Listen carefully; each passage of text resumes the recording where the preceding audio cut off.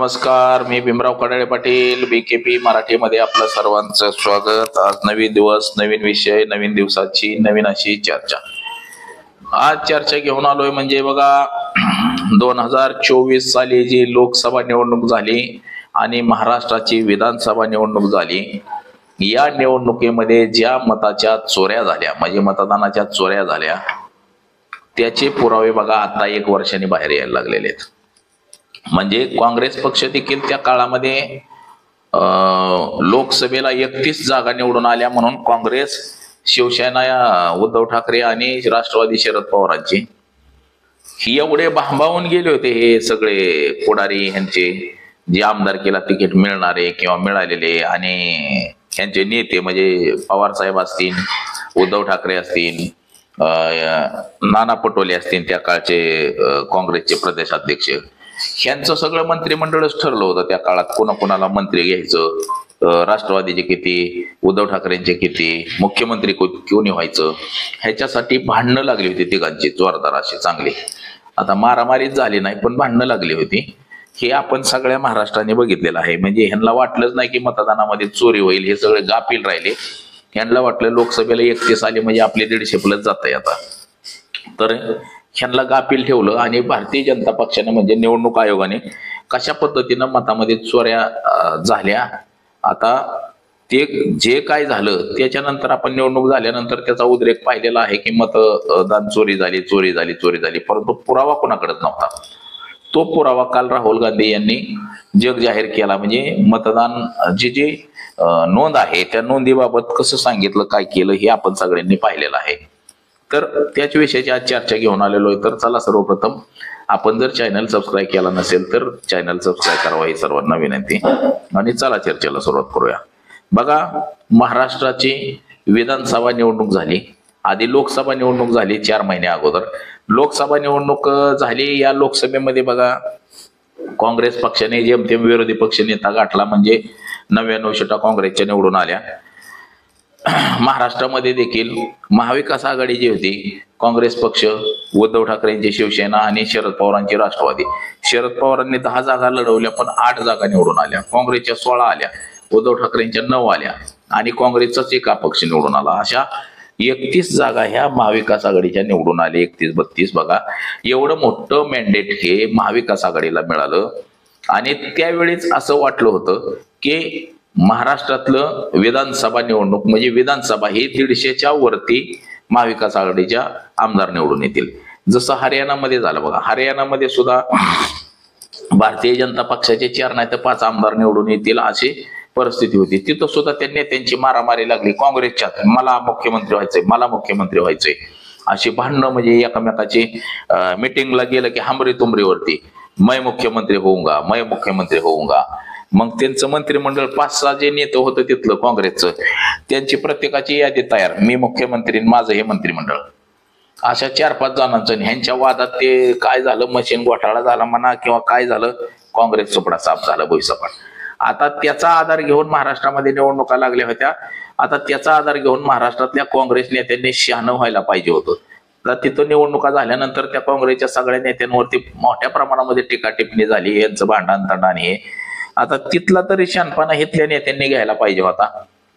मग हिथले नेते देखील आता लोकसभेला आमचे 31 निवडून आलेत म्हणल्यावरती गाफील राहिले। आता आम्ही 150च्या वरती जातोय आणि आता मंत्रिमंडळ स्थापन करायचंय। उद्धव ठाकरेंकडे एक यादी, शिवसेनेचा मुख्यमंत्री आणि हे, राष्ट्रवादीला एवढ्या जागा, काँग्रेसला एवढ्या, आणि आमचा मुख्यमंत्री आणि गृहमंत्रीपद आमच्याकडं, आणि ही लिस्ट।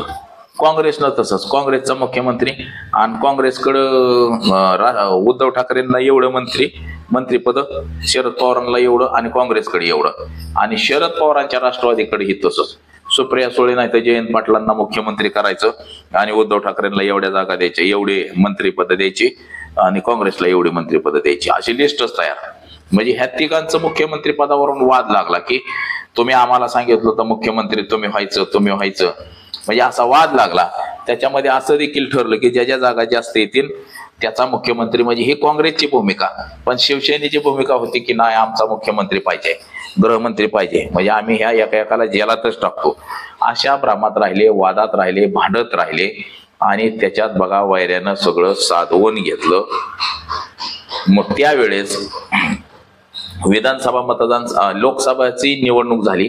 लोकसभेला 5 वर्षामध्ये 30 लाख मतदार वाढले होते, परंतु तोच आकडा जो आहे विधानसभा निवडणुकीपर्यंत 40 लाख मतं वाढले. म्हणजे 30 लाख वाढलेली ती वेगळीच आहे, ती 40 लाख मतं ही वाढली. आणि ज्या वेळेस मतदान झालं संध्याकाळी 6च्या नंतर 78 लाख मतं वाढली. हाच बोगस मताचा आकडा महाविकास आघाडीच्या पराभवाला कारणीभूत ठरला. म्हणजे बघा, महाराष्ट्रात महाविकास आघाडी भुईसपाट झाली. 50च्या आत सीटा निवडून आल्या. उद्धव ठाकरेंच्या 20 आल्या, अजय ह्यांच्या शरद पवारांच्या 10 आल्या आणि काँग्रेसच्या 15-16 आल्या.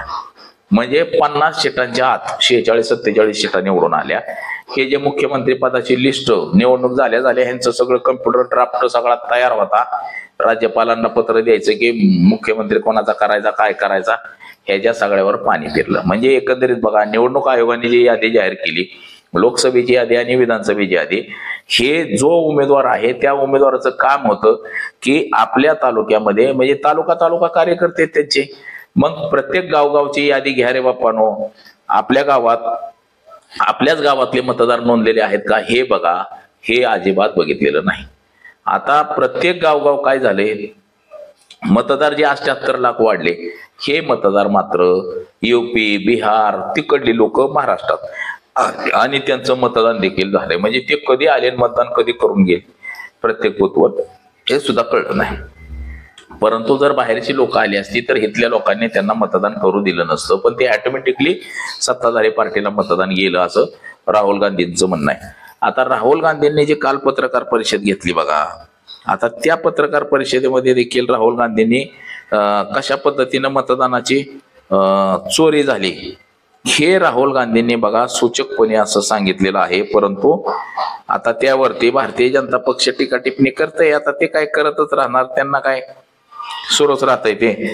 आता बघा, महाराष्ट्रामध्ये विधानसभेचे मतदारसंघ किती आहेत? 288 विधानसभा मतदारसंघ आहेत. आता हे 288 विधानसभा मतदारसंघ आहेत.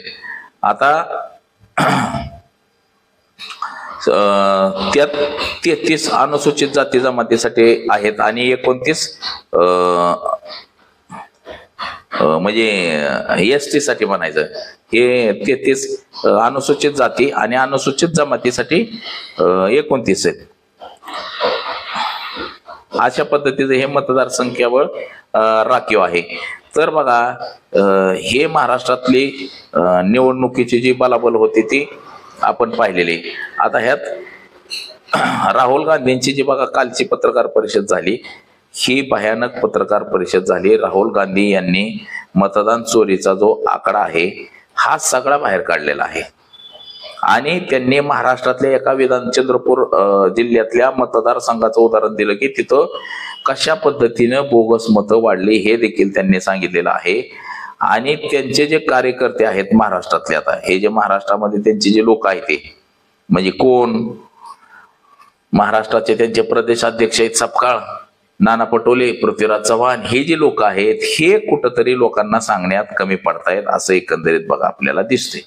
म्हणजे ह्या लोकांनी देखील राहुल गांधी जे सांगतायत त्या तात्पर्याने काम केलं जातंय का बघा, त्या तात्पर्याने तेवढ्या काम केलं जात नाही हे देखील महत्वाचं आहे. म्हणजे राहुल गांधी यांनी कुठला समजा मुद्दा मांडला तर तो मुद्दा लावून धरला जातोय का, म्हणजे जसं राहुल गांधी लावून धरतायत तिकडं तसं यांच्याकडून लावून धरल्या जात नाही. बघा आता हे राहुल गांधीचा कालचा व्हिडिओ बघा, हा बघा.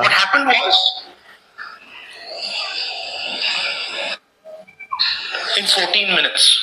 त्यांनी हे जे सगळं काल सांगितलं, he filled 12 deletion forms in 14 minutes. I'd like you to meet him. He's here.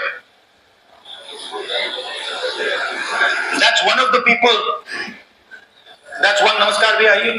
म्हणजे महाराष्ट्रामध्ये one of the votes that he is supposed hair fall का डॉक्टर भी है। आता हे त्यांनी मतदानामध्ये कशा पद्धतीची चोरी झाली हे राहुल गांधींनी सांगितलेलं आहे, परंतु आपण ते पाहिलेलं पाहून सुद्धा म्हणजे महाराष्ट्रातली जनता सुज्ञ जनता आहे, परंतु हे सगळं बघून सुद्धा गपगार बसलेले आहे. परंतु लोकांच्या मनात एक गोष्ट आलेली आहे की महाराष्ट्रामध्ये मतदानाची चोरी झाली.